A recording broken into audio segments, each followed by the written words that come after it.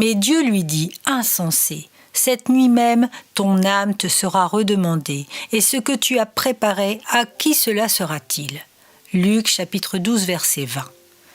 Beaucoup d'entre nous sont en train d'oublier la mise en garde du Seigneur Jésus que nous ne devons pas porter notre cœur sur les choses de la terre. Il nous a avertis qu'il y avait un réel danger. Le cœur de l'homme qui a été fait pour être en communion avec Dieu et avec la Trinité divine, pour s'élever vers des mondes inconnus et contempler Dieu sur son trône, ce même cœur peut être prisonnier d'un coffre de banque, d'une boîte à bijoux ou de quelque chose d'autre sur la terre.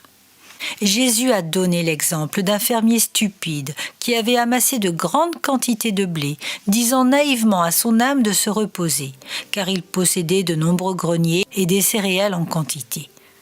Jésus lui a rappelé qu'il allait mourir et que toutes ces réserves de blé qui avaient une valeur légitime et valable sur la terre ne lui seraient d'aucune utilité parce qu'il avait négligé les valeurs supérieures. Il n'avait aucune réserve de trésor spirituel en haut.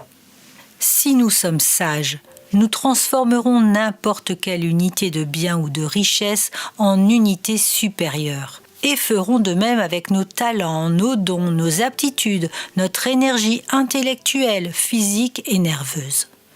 C'est ce que font nos fidèles missionnaires, car les valeurs qu'ils recherchent avant tout, ce sont les païens, les âmes en recherche, les idolâtres qui se tournent vers Jésus en rejetant leurs idoles et leurs péchés et en plaçant leur foi en Jésus.